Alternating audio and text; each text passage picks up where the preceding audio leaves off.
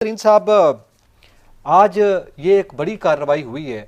आपको पता है जो जंग की मुख्तलिफ शक्लें हैं और इस वक्त जो हमारी जंग की शक्ल है उसको जो नाम दिया जाता है वो अपनी नौयत पे है, मगर इसके साथ ये जो साइबर वार है इस वक्त, यानी मोबाइल डाटा की अभी बात आई है, इसी तरह के डाटा हैक करने की बात आई है। एक वाकया चैनल के हवाले से भी पहले सामने आ चुका हुआ है। इस हवाले से आप क्या समझते हैं कि कितनी हद तक ये वार जो है वो आगे चल सकती है और ये कितना ख़तरनाक मंसूबा था?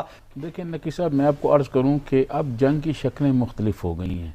आज से 10 साल, 20 साल, 50 साल पहले जो जंग का तरीक़ाकार था या जंग में जो कुछ इस्तेमाल होता था, अब वो यकसर बदल गया है। अब जंग बिल्कुल उसके अंदाज़, उसके बिल्कुल तरीक़ाकार और आलात बदल गए हैं।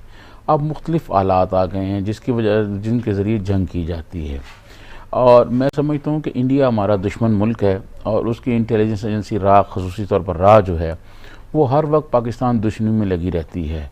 और इंडियंस जो हैं, आपको पता है दुनिया भर में जितनी भी ये बड़ी IT की कंपनी हैं, यहाँ इंडियंस बहुत बड़ी तादाद में बैठे हुए हैं, तो वो सारे के सारे पाकिस्तान दुश्मनी में कहीं ना कहीं मुतरक रहते हैं।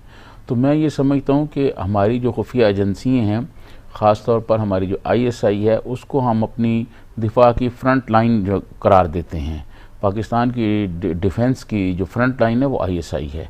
मैं समझता हूँ कि हमारी खुफिया एजेंसी जो है वो हर वक्त तैयार रहती हैं भारतीय साजिशों का मुकाबला करने के लिए, भारतीय अज़ाइम को नाकाम बनाने के लिए। मैं समझता हूँ ये एक बहुत बड़ी साजिश थी। ऐसी बात नहीं है कि आप इस किस्म के हमारे लोगों की कोई टेलीफोन हैक कर लोगे या उनका ज़ाती जो डाटा है वो चोरी कर लोगे। मैं समझता हूँ ये बहुत मौसर जवाब दिया गया है साजिश को नाकाम बनाकर। अच्छा, इसी हवाले से ये जो डाटा हैक करना है, डाटा चोरी करना है, ज़ाती तौर पर वैसे तो आपके इल्म में है, आपने एक बड़ा वक्त मुख्तलिफ हुकूमतों को भी देखा है और आप सहाफ़त की दुनिया से भी वाबस्ता हैं, आपने एजेंसीज़ की कार्रवाइयाँ भी देखी हैं। मुल्क की मफादात, नेशनल इंटरेस्ट के हवाले से मुख्तलिफ एजेंसियाँ मुख्तलिफ ममालिक में अपना किरदार अदा करती हैं और अपने ममालिक को डाटा फराहम करती हैं, मगर ये ज़ाती डाटा हैक करके देना ये एक घटिया नौयत का काम था जो कि किया गया है RA की जानिब से। इससे क्या हासिल करना चाहते थे, क्या हदफ क्या हो सकता है? देखें, मैं आपको अर्ज़ करूं कि पाकिस्तान को नुकसान पहुंचाने का कोई मौका जो है ना, वो इंडिया खुफिया एजेंसी RA और इंडियंस के बाकी जो लोग हैं या उनकी बाकी जो एजेंसी हैं वो हाथ से नहीं जाने देते। वो जहाँ भी कोशिश करते हैं पाकिस्तान को कोई नुकसान पहुंचा सकते हैं, वो भरपूर कोशिश करते हैं, लेकिन पाकिस्तान की जानिब से भी उनको भरपूर जवाब दिया जाता है। देखें, मैं आपको अर्ज़ करूं कि हम पाकिस्तान को बने हुए 72-73 साल हो गए हैं। हमने 72-73 साल में सिर्फ इंडिया को ही देखा है और इंडिया की जो दाव पेच है उनका ही जवाब दिया है। तो मैं समझता हूँ कि अब दुनिया बहुत तब्दील हो चुकी है। अब जो है हम बहुत कुछ सीख चुके हैं और इंडिया को हर मास पर जवाब देने के लिए हम तैयार हैं। अच्छा, इस तरह की जो कोशिश की जाती है कि वो बिलखसूस हमारे अस्करी हुकाम की और अहम शख्सियात का डाटा हैक करने के बाद यकीनी तौर पर उनका कोई हदफ होगा, वो कुछ मालूमात जो है ज़ाहिर है चोरी करके कोई ना कोई नुकसान पहुंचाना चाहते होंगे, मगर इस वक्त जब हम साइबर क्राइम की बात करते हैं जिसके तहत ये कार्रवाई की जाती है उसको क्राइम कहा जाता है, इसी तरह जो ये कार्रवाई की जाती है ये भी आज बेनकाब हुई है, इसके क्या असरात मुरतब हो सकते हैं आलमी सतह? देखें, मैं आपको अर्ज़ करूं कि हम हर सतह पर, हर जगह पर इंडिया का हर वार नाकाम बनाने के बाद हम आलमी दुनिया को ये बताते हैं कि देखें इंडिया क्या कर रहा है, इंडिया क्या नुकसान पहुंचा रहा है। और ये मैं आपको अर्ज़ करूं कि हमारी तो, क्योंकि इंडिया हमारा दुश्मन है, वो करता रहता है, ये दुनिया भर के ममालिक के दरमियान इसी किस्म की महाज़ाराई जारी रहती है। आपको याद होगा सदर ट्रंप ने चाइना की कई कंपनियों को जो है उस पर बैन किया हुआ है और उनके दरमियान एक महाज़ाराई चल रही है। इसी तरह सदर ट्रंप के जो इलेक्शन के दौरान जो है वो रशियन मुख्तलिफ कंपनियों पर इल्ज़ामात लग गए कि उन्होंने ये किया। ये तो चलता रहता है ये, लेकिन इसके लिए जवाब के लिए तैयार रहना ये एक बहुत बड़ा, मैं समझता हूँ, कारनामा होता है ताकि हमारे मुल्क को नुकसान ना हो। किसी किस्म का कोई डाटा, देखें ये जो हमारे अहम लोग हैं इनके अगर पर्सनल डाटा चोरी हो जाए तो कोई नुकसान हो सकता है मुल्क का, तो उसको बचाने के लिए हमारी एजेंसियाँ जो हैं वो तैयार रहती हैं।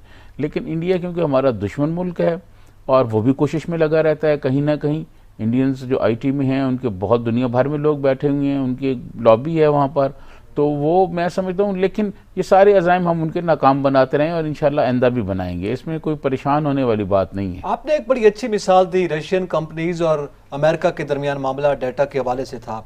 चाइना और अमेरिका के दरमियान भी डाटा اور معلومات کی شیئرنگ کے معاملات چلتے رہیں، اس پہ پابندیاں لگائی گئی امریکہ میں کچھ اس نوعیت کے الزامات لگا کر، اور عالمی سطح پر جو ہے وہ اقدامات کیے جاتے ہیں اور وہ عالمی سطح پر اس کو جسٹیفائی سمجھا جاتا ہے۔